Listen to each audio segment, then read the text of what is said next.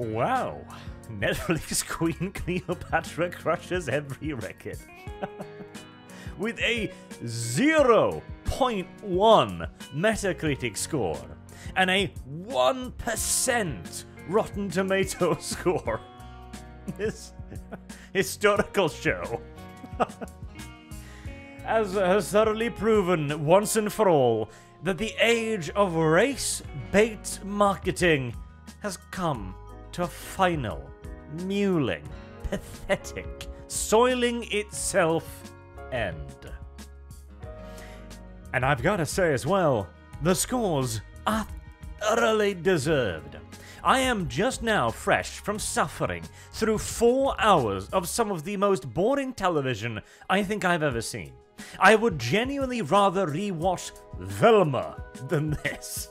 Because at least Velma is written like a non-stop heart attack. The pain overwhelms your ability to be bored. Whereas Queen Cleopatra manages to make one of the most singularly interesting points in human history. The formation of the Roman Empire. The rise and fall of Julius Caesar into a 4-episode snooze fest. And why? Well, because it's not a show about Cleopatra, or the time, or anything whatsoever. Just in case anyone has any doubts whatsoever about if this is a documentary series or simply a piece of cheaply produced, poorly acted piece of current year propaganda, let me quote you the opening of the series. There was a time long ago when women ruled with unparalleled power as warriors, queens, mothers of nations. They bowed to no man, their actions echoing unapologetical through history. End quote. You can almost hear the finger wagging. Not only is this mostly incorrect or misleading at best, especially in Cleopatra's case, as she bowed to plenty of men. In fact, she survived by doing so. And her power was not only rivaled, it was eclipsed repeatedly. But the delivery of it all, it comes across as almost Hyperborean.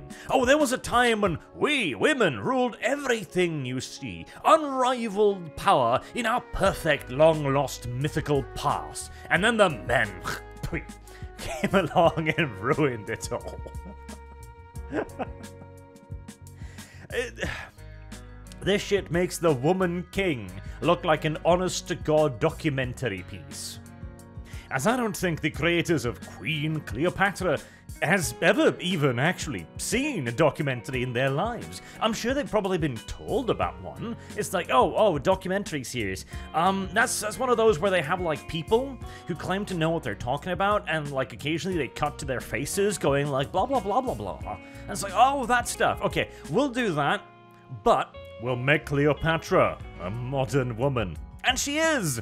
As throughout it all, Cleopatra is presented not as a queen of history, but as a current year feminist. Of course, she spends her time reading about the Egyptian queens of old, feeling the empowerment of their feminine force. She crowns herself, naturally, and is overflowing with revolutionary ideas about how to modernize Egypt. She is a current year progressive ruler. She shames the Romans on their sexism, outsmarts Cicero in verbal battle, and teaches the filthy Romans about feminism, architecture, and science.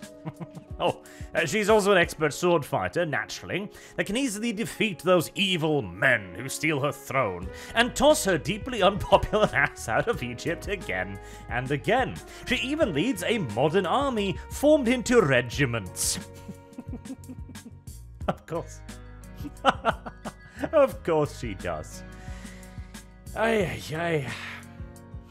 It would be a truly Sisyphean task to even begin to explain all of the shit they get wrong. So instead, I am just going to skip that point entirely and explain to you why they get everything wrong.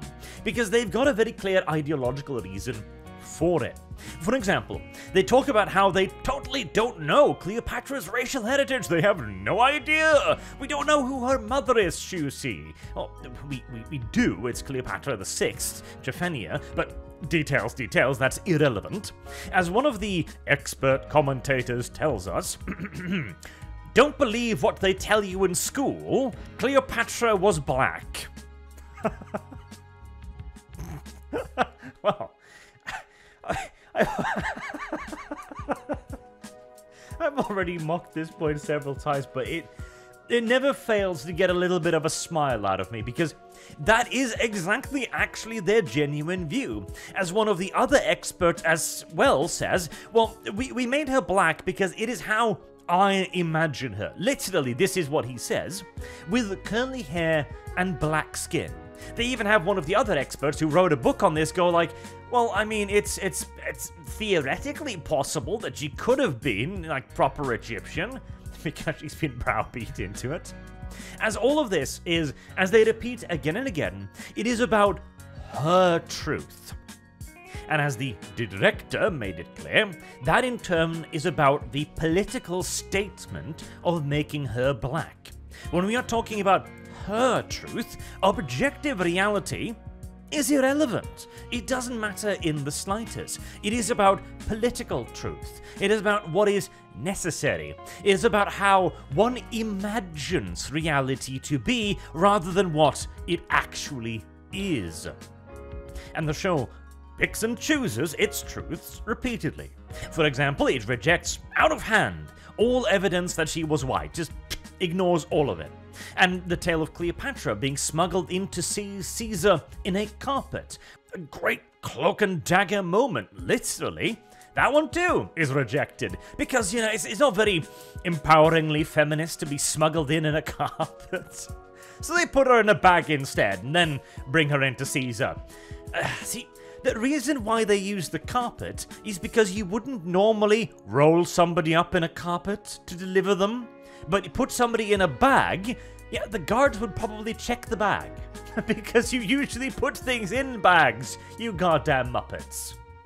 And even Cleopatra's end, her iconic suicide by the bite of an Egyptian cobra, a sign of royalty, and a tremendous symbolic act, is rejected.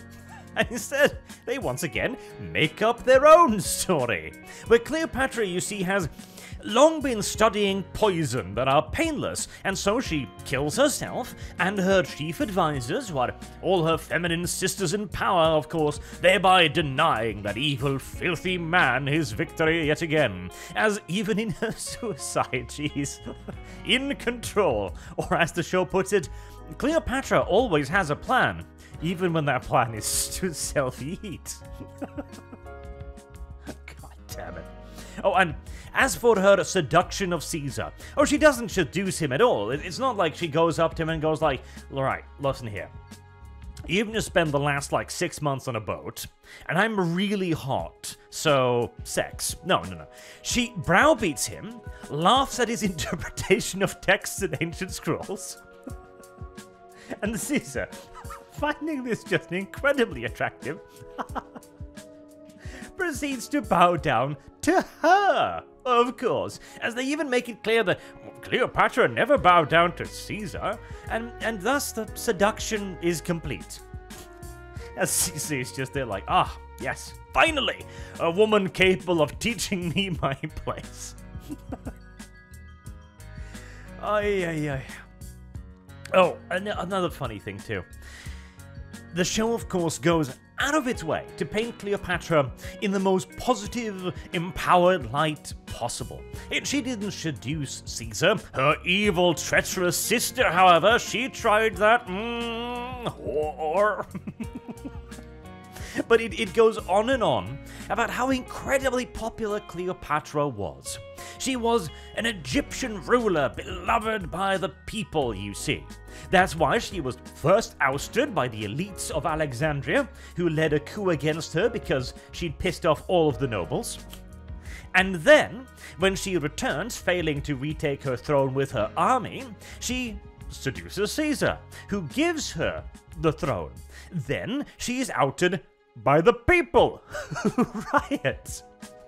And she must rely on the Romans to crush her own populace into submission.